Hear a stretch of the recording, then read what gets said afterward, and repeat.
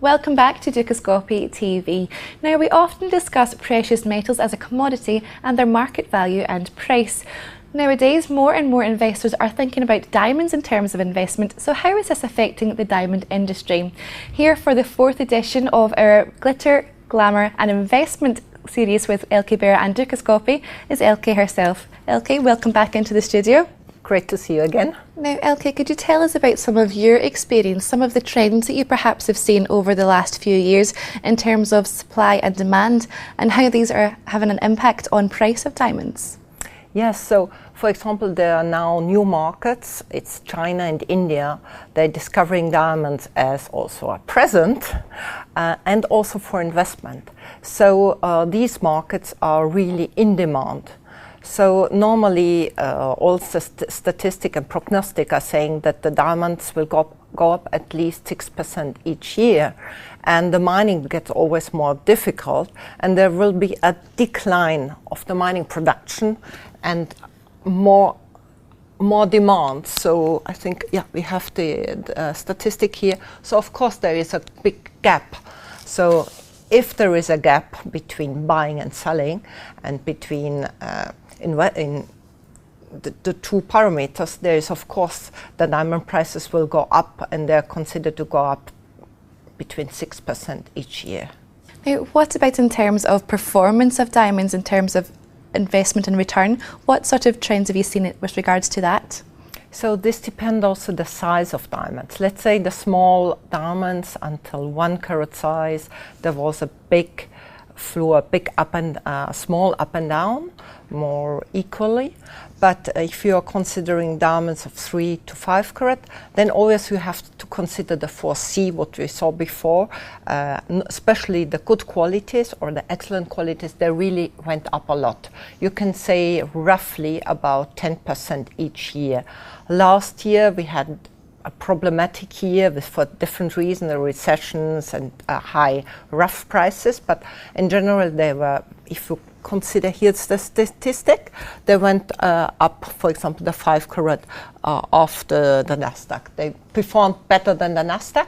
And if you're considering the value, for example, the diamond is 14,000 times more expensive and more valuable than gold. And why it's also so expensive, it needs 10 tons of ore to have 1 carat of diamonds. So that's really, and as I said, the rough diamond production is going back.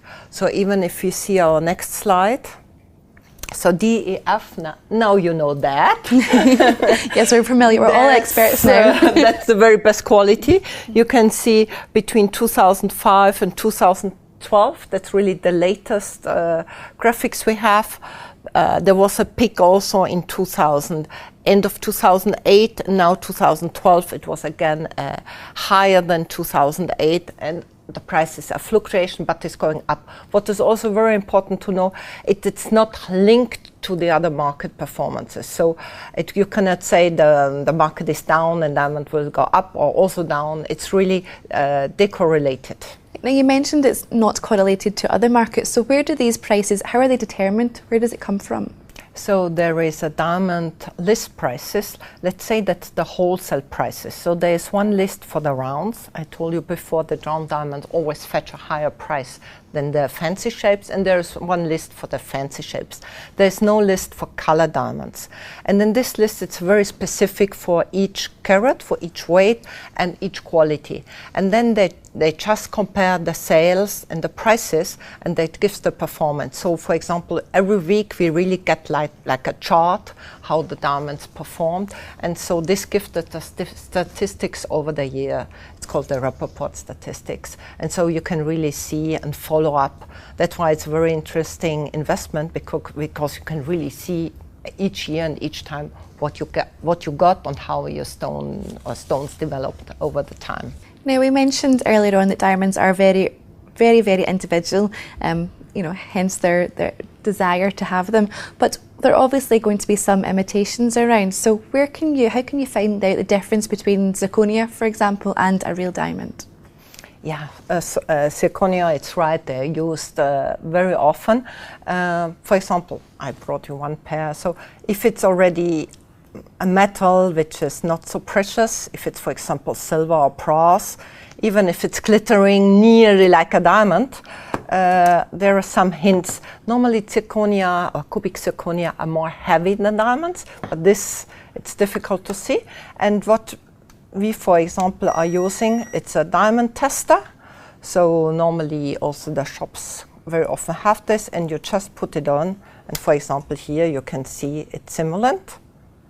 And if you take a diamond, I can even use one of mine, it gives you diamond. So what is it telling us there? So it's, for example, if it's metal, simulant, or diamond. And it has indication. It has indication. Then also if you are used to a loop, because we saw about hardness. So example, a stone should be, or a diamond is 10, so it can only be scratched with a diamond. So if you take a loop and you look at the stone and there are scratches on the surface, so a lot of scratches. This is very, for example, this, of course, not a diamond. If also only. Would be. So just take a loop and have really a look at it. This can give a hint also. And then a diamond has a certain value. So if something seems too cheap, just pay attention. Because of course diamond is expensive, and there can be different sorts of, there are also diamond synthetics, which are really like the real ones. They are used mostly in the industry, but can happen that some very are synthetic. So what I told before, it's really also important that you know where you buy them and pay attention to that. And there are some small tricks also to see. Now you mentioned it's obviously a huge investment opportunity and a fantastic or exquisite accessory, but are there places where you should avoid buying them, or what should you really look out for when you're wanting to buy them? Of course, don't buy them on the beach. Don't go somewhere where there is really a huge publicity that it's too cheap, because the diamond has a value. So you can't find 1 carat diamond for, I don't know, $1,000. It's not possible. There's things which are really not possible.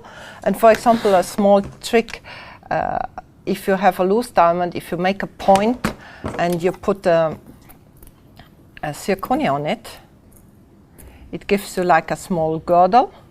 And if you put the diamond, I take one in the same size on it, you don't see it. Okay, if the diamond is bad cut, you will have also the same effect, but otherwise you can really see a small difference. I don't know from this distance, okay, but if you look really on it, you see a difference. So this is a small hint how to buy diamonds, and get used to use a loop. Make sure you have all your tools and all your equipment. No, but I think even if you're a private person, with a loop it's quite easy to learn. So even if you don't have all these tools that we see, even to the naked eye, there's different things that you can keep an eye out for. For this point, for example, you can, but otherwise, yeah, a loop can be good investment if you want to buy You're looking to buy or otherwise, as we said before, really look that the diamond has a certificate. Look at the laser inscription, so cannot be mixed, and go to trustworthy dealers or jewelers who has a reputation, because then they won't ruin their reputation for one sale. Of course, of course. Now we're coming to the end of our series on diamonds. Any last tips, Elke, that you can give to our viewers who are hoping to buy?